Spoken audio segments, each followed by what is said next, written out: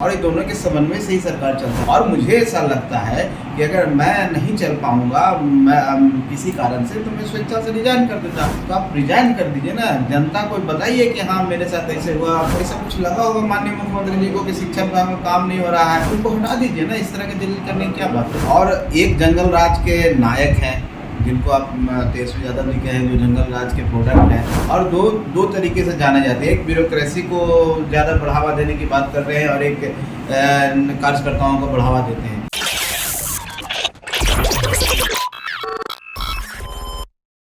नमस्कार, मैं पीयूष कुशवाहा, देख रहे हैं बिहार टॉक। देखिए, हम सेकुलर के राष्ट्रीय अध्यक्ष संतोष सुमन मंत्रिमंडल से इस्तीफा देने के बाद एनडीए के पार्ट हो जाते हैं और अब बता रहे हैं कि कैसे नीतीश कुमार अपने अफसरों के द्वारा बाकी मंत्रियों पर नकेल कसते हैं। इसका जीता जागता उदाहरण आपने देखा होगा, सुधाकर सिंह प्रकरण अब सामने आ रहा है आपको, जो कि आरजेडी कोटे से शिक्षा मंत्री है प्रोफेसर चंद्रशेखर। कैसे के पाठक के बीच में विवाद होता है और ये विवाद यही नहीं रुकता है, जाकर सुनील सिंह के विश्वकुमार में भी जहां समा जाता है। लेकिन इसके बाद अब देखिए संतोष सुमन का क्या प्रतिक्रिया है और कैसे मंत्री को अफसर डील करते हैं और नीतीश कुमार के इशारे पे कैसे उन्हें चलाते हैं।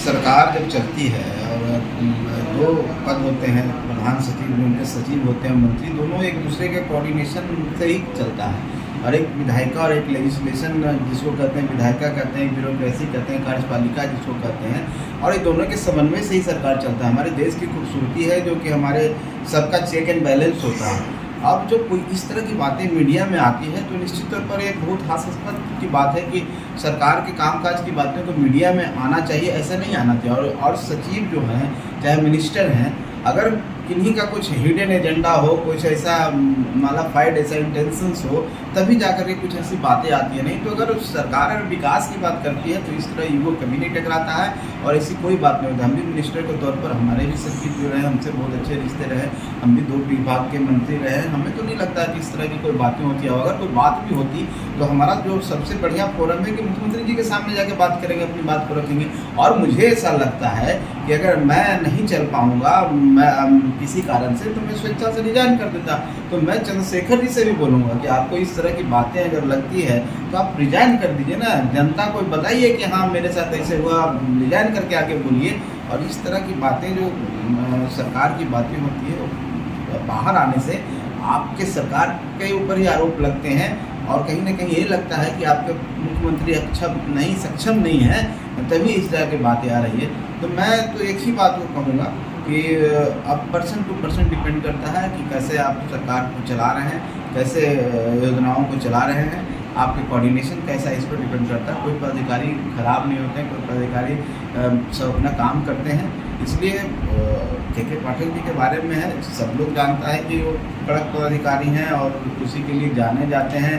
और जैसा कि सुनील सिंह बोल रहे हैं कि सैतने के लिए भेजा गया है, तो ऐसा कुछ लगा होगा माननीय मुख्यमंत्री जी को कि शिक्षा विभाग में काम नहीं हो रहा है। जो शिक्षा मंत्री हैं खाली रामचरितमानस और की बात करते हैं और कुछ काम नहीं कर रहे हैं, तो चलो एक ऐसे पदाधिकारी को भेज दो तो रामचरितमानस का जो पाठ कर रहे हैं वो भुला जाएँ और कुछ विकास की बात करने लगे।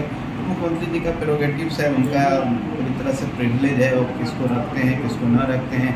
उनको लगता है कि अगर शिक्षा मंत्री सक्षम नहीं है, अक्षम है, तो उनको हटा दीजिए ना। इस तरह की दलील करने की क्या बात है।